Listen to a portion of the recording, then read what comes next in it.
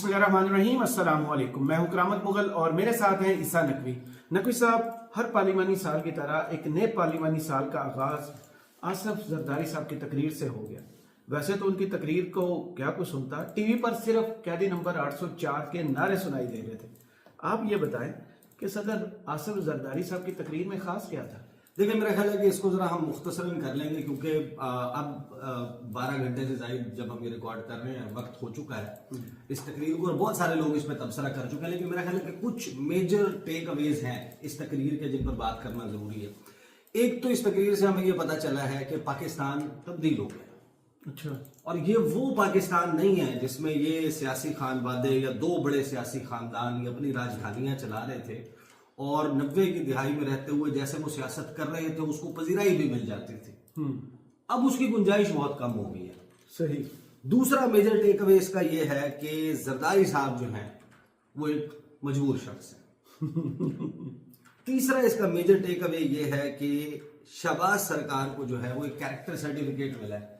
आपको पता नहीं कि जब हम बात करते हैं पाकिस्तान में मुख्तलिफ महकमों की, कहते हैं कि यार वो फलां महकमा बड़ा करप्ट है, फलां महकमा बड़ा करप्ट है, अनअपोज्ड पुलिस पहले नंबर पर आ जाती है। हाँ, लेकिन अब कैरेक्टर सर्टिफिकेट आपको उसी से लेना होता है। ये भी एक रियलिटी है।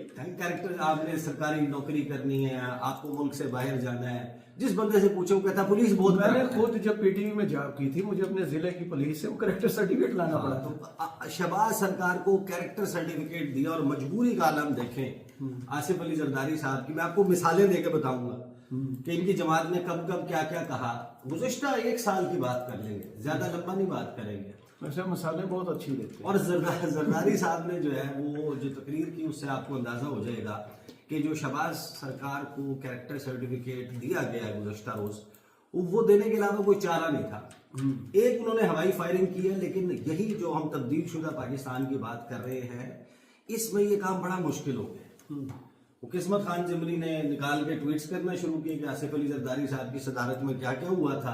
वो नहरों वाले मामले में जो हवाई फायरिंग हुई वो भी खुल गई। लेकिन एक चीज जो बड़ी मुख्तलिफ हुई वो जरदारी साहब ने गुज़श्ता जो खिताब किया था उसमें आपको याद होगा कि उन्होंने तहरीक इंसाफ को इंगेज करने के हवाले से बेसिकली वज़ीर आज़म को पैगाम लुब्बे लुबाब उसका यह था कि वज़ीर आज़म को कहा कि एक ब्रॉड बेस्ड कंसेंसस इत्तफाक राय बनाएं और कोई मामला चलाने के लिए कोई मुज़ाकरात का कोई इस किस्म का जो बीच का रास्ता निकल नेशनल कंसेंसस बनाएं। इस मर्तबा उनके खिताब में ऐसा कुछ भी नहीं था। सही। मफाहमत वाला मामला जो है उस तरीके से नहीं था। उनका एक इंस्ट्रक्शन समझ लें, एक तरीके की इंस्ट्रक्शन थी कि पार्लिमानी साल को जरा अच्छे से इस्तेमाल करें, मुल्क में पॉलिसीज को इकट्ठा। शायद इसी तकरीर का इंतजार हो रहा था। जो लाहौर में तयशुदा मुलाकात इनकी आसफ जरदारी से थी वो नहीं हुई। फिर उसके अगले दिन एक तयशुदा मुलाकात बिलावल भुट्टो और शहबाज शरीफ की थी, वो भी नहीं हुई। तकरीर हुई है और उसके बाद शहबाज शरीफ की और बिलावल भुट्टो की मुलाकात हो गई है।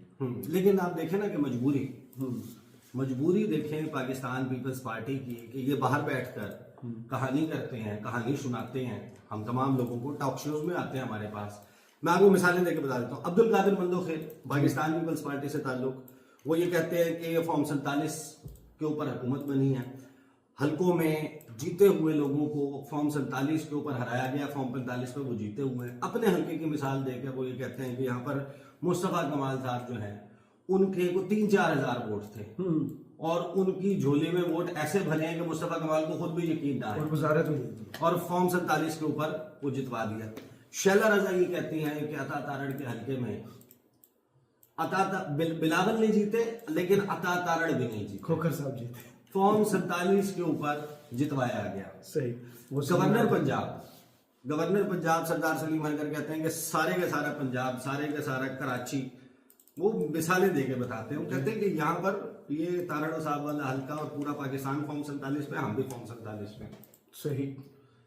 और इलेक्शन ऐसे ऐसे हुआ। नदीम अफजल चंद की बात सुनते हैं, वो कहते हैं 1700 अरब का स्कैंडल है, गंदम खुर्द बुर्द हुई है, पैसा खाया गया है, किसान का हक मारा गया। उसकी वजह से किसान ने जो 4000 लागत पे गंदम तैयार की थी 2500 रुपए के ऊपर खरीद रख के उसे गंदम नहीं खरीदी गई, रुल गया वो। इस मरतबा काश्त नहीं हुई। ये 1700 अरब का स्कैंडल है। 60 अरब का फैसल बाबडा ने जो ही हुकूमत की तरफ कहा है रुख करके, तो वज़ीर आज़म ने 3 रुकनी कमेटी बना दी इस पे तहकीक। तो ये तो पीपल्स पार्टी की जो चार्जशीट है, और फिर ये कहते हैं कि हमारा पूरा जो हमारे साथ मामला तय हुए थे उसके ऊपर अमल दरामद नहीं किया गया। तो फिर आज जरदारी साहब की जो तकरीर थी वो तो कैरेक्टर सर्टिफिकेट था कि सब बेहतरीन हो गया मुल्क में। आप अंदाजा लगाएं, जरदारी साहब तकरीर कर रहे हैं और तकरीर करते हुए वो कहते हैं कि ये लम्हा जो हमारे जमहूरी सफर के तसलसल का आकाश। फिर वो ये कहते हैं कि मुल्क जो है उसको मुआशी तरक्की के मस्बत रास्ते पर डालने के लिए हुकूमत की कोशिशों को सराहता हूँ।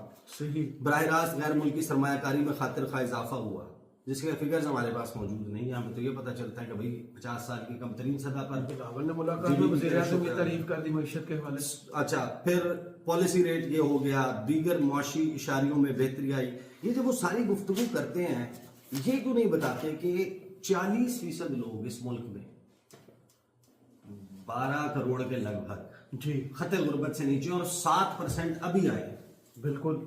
ये कुछ पिछले दौर में इनके पीडीएम सीजन 1 में और कुछ पीडीएम सीजन 2 में। आप यूरोप में जाए ना, बहुत सारे ममालिक हैं, उनके ऊपर आप उंगली रखेंगे, इतनी उस मुल्क की कुल आबादी नहीं है जितनी हमारे गुज़श्ता कुछ अरसे में लोग खतरे गुर्बत से नीचे चले गए। और जितने बाहर चले गए वो भी एक जो बाहर गए हैं वो भी एक रिकॉर्ड है, उसका तस्करा नहीं होता।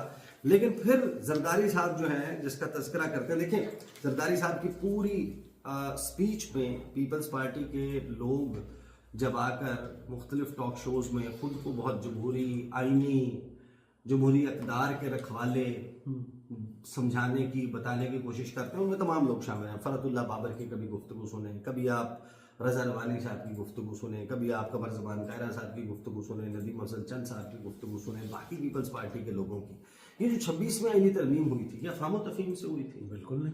जरदारी साहब ने कहा कि ये सारी चीज़ें अफ़हाम तफ़हीम से हो रही हैं और होनी चाहिए। इस किस्म की जब आप गुफ्तगू करते हैं 26वीं आईनी तरमीम के वक्त, क्या वो एक डायलिसिस वाला पेशेंट नहीं था? जी बिल्कुल। वो इनकी अपनी जमात के वो जो फ्रांस से लोग आए थे, नवाब यूसुफ तालपुर साहब मरहूम, वो जिस तरीके से व्हील चेयर के ऊपर लाए गए तो वो अपनी मर्जी, यानी कि जाहिर है कि उन्होंने देना तो इसी पार्टी को वोट था, लेकिन आम हालात में क्या वो आते? बिल्कुल। क्या सबको नहीं मालूम कि किस तरीके से मुस्लिम लीग नून के पीपल्स पार्टी के लोगों को कर्फ्यू लगा के रखा गया था? इनको जाने की इजाजत नहीं थी, शहर इक़्तिदार को छोड़ने की इजाजत नहीं थी। एक मेंबर जो एहतजाजन शेर पड़े थे अदलिया का नाम लेकर, वो मैंने अभी भी महफूज रखे। एक मेंबर जो है उनकी वालदा की डेथ हो गई थी इस तमाम वक्त के दौरान, बिल्कुल वेंटिलेटर पे थी, उनको जाने की इजाजत नहीं थी। फिर उसके बाद अदलिया के मामला जिस तरीके से गुज़श्ता 1 साल में हुए, हम इस वक्त किस जगह पर खड़े हैं, जरदारी साहब ने उनको कैरेक्टर सर्टिफिकेट दे दिया। इंसानी हकूक के मामले पर पाकिस्तान में, पाकिस्तान से बाहर पाकिस्तान के बारे में क्या गुफ्तगू हो रही है, जरदारी साहब और पीपल्स पार्टी ने कैरेक्टर सर्टिफिकेट दे दिया। आज़ादी इज़हार राय पीका, पीपल्स पार्टी तो सबसे ज्यादा इसकी बात करती थी ना माजी में, आप याद करें ट्रैक रिकॉर्ड, उसके ऊपर आप देख लें। क्या इस वक्त freedom of association, freedom of assembly, वाबस्तगी की आज़ादी, इज्तिमा की आज़ादी है? नहीं है। Peoples party is comfortable. एक कानून बना दिया कि आप इस्लामाबाद में तो एहतजाज भी नहीं कर सकते, कराची में नहीं कर सकते, पीटीए कराची में नहीं कर फिर सकते। सबसे बढ़कर जो जरदारी साहब ने पूरे जुमले आईटी के हवाले से कहे हैं, और गुज़श्ता 1 साल के दौरान जिस साल के कंक्लूजन पर जरदारी साहब ये कैरेक्टर सर्टिफिकेट बांट रहे हैं, उस 1 साल के दौरान पाकिस्तान दुनिया में म्यांमार से सिर्फ ऊपर है। इंटरनेट में बंदिश और स्लो स्पीड, सुस्त रवि का शिकार होने हमारे के वज़ीर आज़म कल हवावे कंपनी के डेलीगेशन से मिलते हैं और उन्हें कहते हैं कि हम 3 लाख अपने नौजवानों को आईटी के सेक्टर में स्पेशल ट्रेनिंग दिलवाएंगे। और वो करेंगे क्या जब इंटरनेट नहीं वो होगा? सिर्फ मोबाइल पर ना शाम वाली गेम खेलेंगे। अब सवाल ये है कि देखें, मौजूदा हुकूमत का, इदारों का, पीपल्स पार्टी का इस वक्त हो सकता है कि उनको लगे कि हम मुकाबला नहीं कर सकते तहरीक इंसाफ से इस डोमेन में, लेकिन जब आप उस एक डोमेन को, सोशल मीडिया को, किसी एक ऐप को बंद कर देते हैं, एक्सेस उसका रिस्ट्रिक्टेड कर देते हैं, या इंटरनेट की स्पीड स्लो डाउन कर देते हैं, या इंटरनेट की आउटेज कर देते हैं, उसके नतीजे में क्या सिर्फ उस क्रिटिसिज्म को रुकती है, या पूरा पाकिस्तान का नौजवान जो इससे रिलेटेड है वो भी सफर होता है? वो भी सफर होता है। सही। एक लफ्ज जरदारी साहब का इसमें नहीं था। फिर वो आते हैं, वो ये कहते हैं कि पाकिस्तान के सदर की हैसियत से मुझे 4 सूबाई असम्बलियों, कौमी असम्बली और सेनेट ऑफ पाकिस्तान ने मुंतखब किया है। जरदारी साहब को ये बताना चाहिए था। एक तो देखें, सेनेट ऑफ पाकिस्तान जिसमें वो वफाक की बात कर रहे हैं वो मुकम्मल नहीं है, देखो भाई, असम्बली मुकम्मल नहीं है, मखसूस नशिस्तें अभी तक मखसूस अलॉट नशिस्तें अलॉट नहीं हुई। सेनेट ऑफ पाकिस्तान में वफाक की एक इकाई मिसिंग है। की नुमाइंदगी नहीं है। हाँ।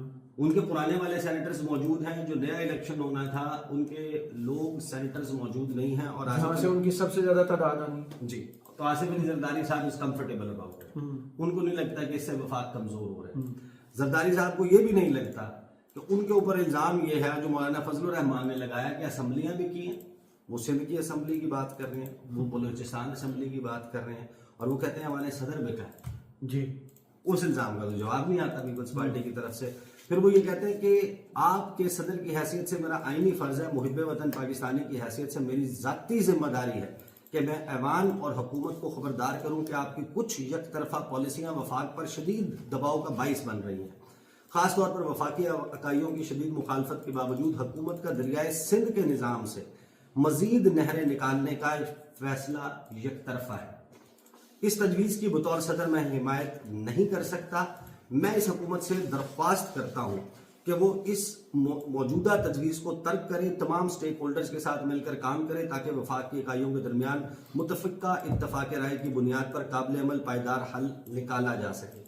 ये बेसिकली इंडस वाटर सिस्टम से जी और उसकी जो ट्रिब्यूटरीज और मजीद दरिया उसमें आकर गिरते हैं, नहरें निकालने की मुखालफत कर रहे हैं। 6 नहरें हैं जिनका ये ग्रीन। अब आपको याद आया होगा कि एक दौर था विकीलीक्स जब आए थे जी। उसमें एक इंकशाफ हुआ था कि पीपल्स पार्टी के दौरान हुकूमत में जो ड्रोन हमले हो रहे थे उस पे पीपल्स पार्टी की हुकूमत का तरीक़ाकार ये था विकीलीक्स के मुताबिक कि हम मजम्मत जारी रखेंगे और आप अटैक जारी और आप अटैक जारी रखें, क्योंकि हम अपनी कॉन्स्टिट्यूएंसी को, पाकिस्तान में लोगों को हमने कोई जवाब देना है तो हम उसके लिए सख्त से सख्त बयान देते रहेंगे, पीछे से आप हमले करते रहेंगे। ये विकीलीक्स के मुताबिक है।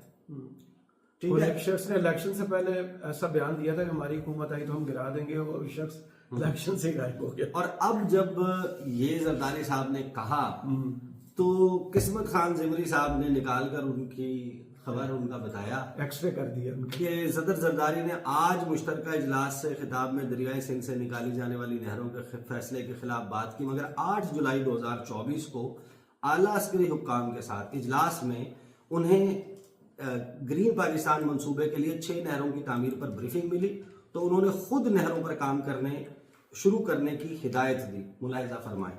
फिर उन्होंने उसकी पूरी खबर के उसमें कौन कौन सी नहरें थी, किस किस का उनको बताया गया, वो सारा उनको तफसील सदर जरदारी को ब्रीफ की गई, जिसमें बताया गया स्ट्रेटेजिक नहरों में चश्मा, राइट बैंक कैनाल, कच्छी, रीनी, ग्रेटर थल और चोलिस्तान और थर कैनाल शामिल है। ये उनको ब्रीफिंग दी गई। स्ट्रेटेजिक नहरों पर सदर जरदारी ने ग्रीन पाकिस्तान मंसूबे के लिए काम शुरू करने की हिदायत की।